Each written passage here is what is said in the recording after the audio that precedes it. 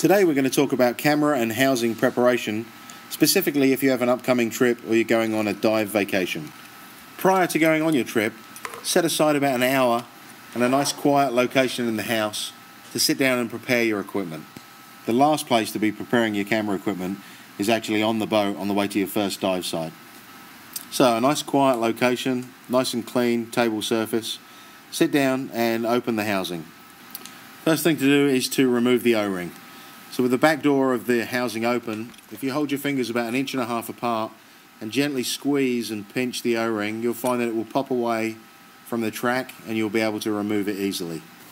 There are also purpose-built tools for this, or you can use the corner of a credit card just to ease the O-ring out of the track. With the O-ring now removed, inspect the track on the back door of the camera for any foreign matter or any damage. You're looking for cracks or any hairs that may have jumped in there. To clean the track, do not use a cotton bud. Use a piece of lint-free cloth or a lens cleaning cloth. Let's turn our attention now to the O-ring. We're going to clean the O-ring thoroughly and inspect it, make sure there's nothing on it. Look for damage, make sure there are no tears or nicks in the O-ring surface. You also need to look at the shape of the O-ring. Is it compressed? Has it been flattened?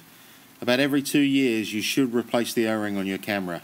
As the shape becomes distorted, the O-ring will become less efficient and eventually you will flood your camera. Also, there are many tiny O-rings on every control on the housing.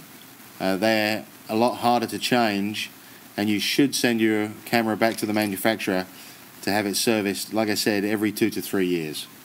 Okay, it's now time to apply some O-ring grease and get the O-ring back into the housing.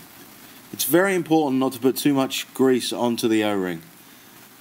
What you want to do is put a little dab of grease in between your thumb and forefinger and then gently work that together and then apply a thin layer of O-ring grease to the O-ring, making sure that it's completely coated. One final visual inspection of the O-ring, make sure that it's clean and free of damage. We're going to reinsert it back into the channel, back into the track on the back door of the housing. Making sure that you don't stretch it, push it back into the track, run your finger all the way around, make sure it's inserted. And then with a final inspection to make sure no hairs have jumped on the back, you can now close the back door, and that's the O-ring serviced. Now that your O-ring is serviced, there's no need to redo this process for the entire length of your vacation. All you need to do is when you need to remove the camera from the housing, make sure the housing's dry, open the back door, remove the camera quickly, and close the back door immediately. The more time you have the back door closed, the less likely it is that anything will jump on the O-ring. And again, for preparing the camera for the next day of diving, open the back door, put the camera back in, quickly visually inspect the O-ring, make sure that it's clean, run your finger around the O-ring entirely, and then close the back door again. It was fine last dive, you didn't remove it, and it'll be fine for the next dive. The other thing to check is batteries. Make sure you either take plenty of batteries with you. I highly recommend using rechargeables and have about 3 sets of them. And for every fresh day of diving, put a brand new set of batteries in the camera. You've paid a lot to get to your location. It's a once-in-a-lifetime opportunity to dive and take photographs.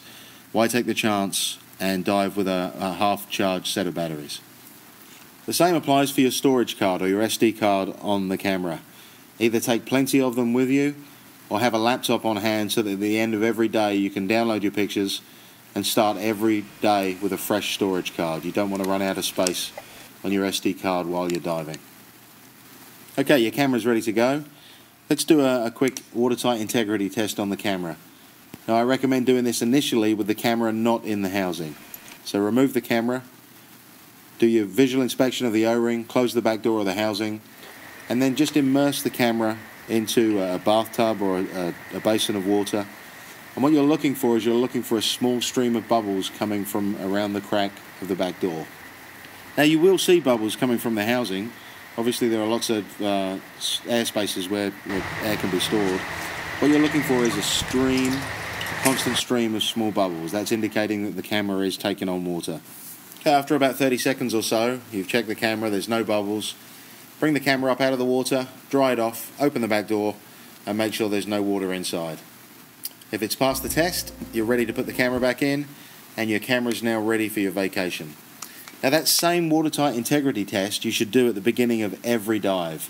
Once you've jumped in the water, the dive master's handed you the camera, before you descend, you should just take 30 seconds to look at the camera and make sure there are no bubbles coming from around the crack of that back door.